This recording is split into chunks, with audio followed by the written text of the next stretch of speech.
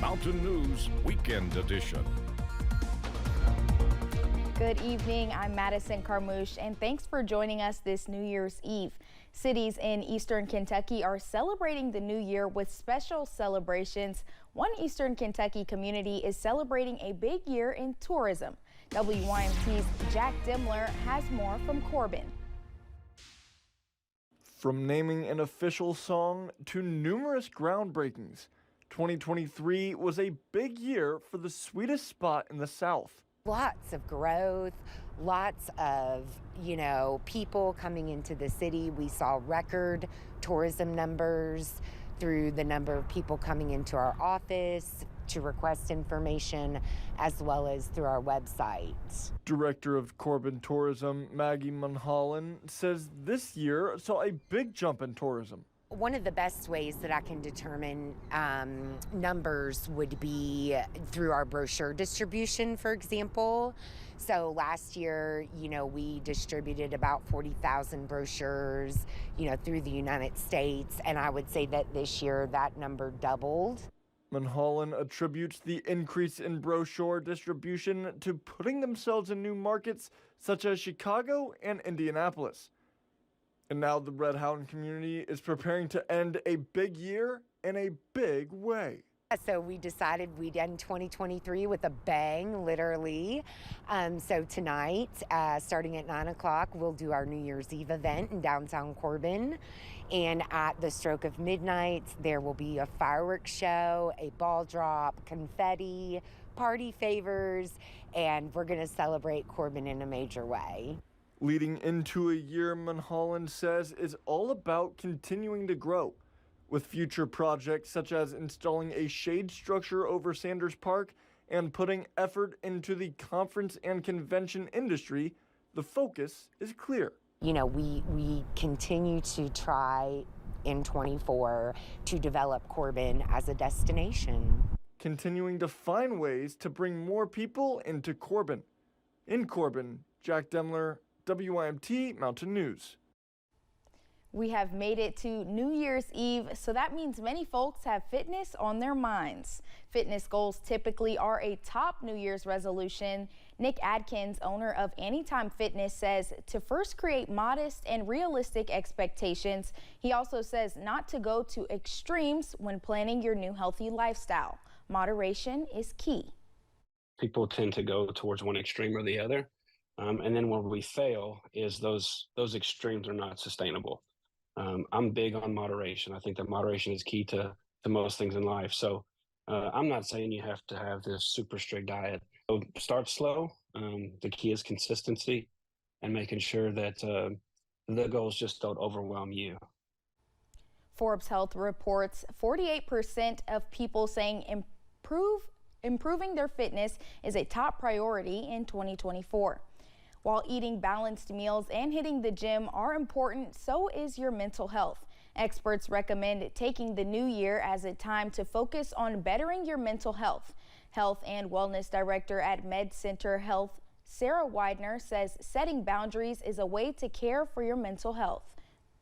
Taking your lunch break at work, or maybe making sure you have 15 minutes to sit quietly. Maybe it's a meditation plan.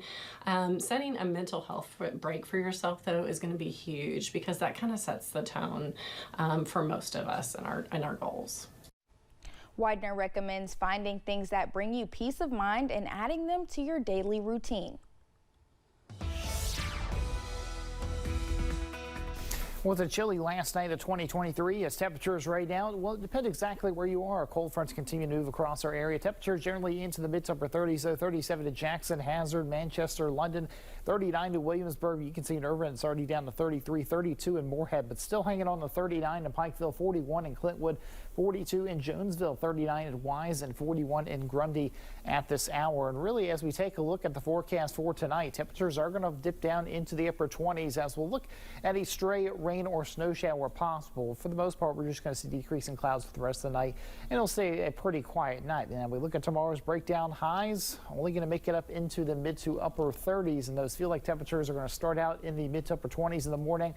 And it's only going to feel more like the low to mid 30s by the afternoon, but we are looking to stay dry. It's just going to be cloudy. We look at our weather timeline here. Stray rain or snow shower tonight. New Year's Day, cloudy and cold, partly cloudy for Tuesday. Wednesday will be mostly cloudy across our area. And then we're talking about a few snow showers for Thursday. Of your full forecast coming up. The Corbin police arrested a man for stealing a package from a front porch. Officers say someone reported a theft on December 20th at a home in Corbin. The victim gave officers ring video footage of a man taking packages delivered to their front door. Corbin police arrested Michael Feltz of Corbin today. He is charged with theft. Police recovered the stolen items. Wayne County Sheriff's deputies arrested a Monticello woman for kidnapping and robbery. The sheriff's office says on Friday night, 3 people broke into a home on Danny Flynn Road in the Eadsville area. The victim told officers they attacked him and held him against his will. He told them a woman held a knife to his throat and threatened to kill him. Deputies arrested Candace Crabtree. She faces several charges, including robbery, kidnapping, theft, and assault. The incident is still under investigation. New housing developments in the region are moving along rapidly following the July 2022 flood. As of December 8th, 2023, 376 properties in Breathitt County, Floyd, Knott, Letcher, Perry, and the city of Jackson have been approved by FEMA's property acquisition program, totaling in over $63 million. What we have to do, though, is really build a community from scratch. We have direct state funding. We have Appalachian Regional Commission funding. We have HUD funding that's coming in, $300 million that's going to help. We have partnerships with nonprofits that are ready to go to work building these homes. But what it's going to let us do is not just rebuild one home here and one home there, but to build hundreds of homes all at the same time to move these families in. And through this rapid process, the hope is to give those struggling an expedited but long-lasting solution to building back after the destruction. One Knott County pastor has retired after 60 years of service. WYMT's RJ Johnson was there for his last sermon and shares what he is looking forward to next. After 60 years, Pastor Lawrence Baldridge of Caney Baptist Church gave his final sermon. Born and raised in the Caney Creek area, he says he loves this community. As you see these books, that's been kind of my life too, reading and being a part of the community.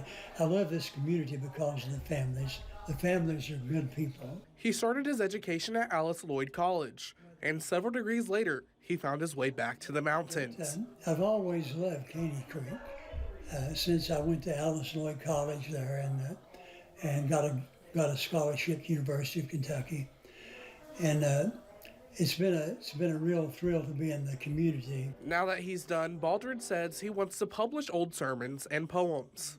I've got sermons that I should publish and probably will. Also, I have poetry. I write poetry all the time. I love writing. I love preaching. I love teaching. I love being able to communicate. Saying he's loved every moment. I'm content now with what I'm doing, what I'll be doing. 60 years of preaching is probably too much. But on the other hand, I've enjoyed it. I enjoy every sermon that I preach because in the sermon, I'm able to glorify God. While this chapter is closed, Baldridge says he's looking forward to having more free time. In Knott County, RJ Johnson, WYMT Mountain News. Baldridge says he will still be a member of the church and is looking forward to this new chapter. Coming up at 11, we take a look at what will be happening in Washington during the first week of 2024.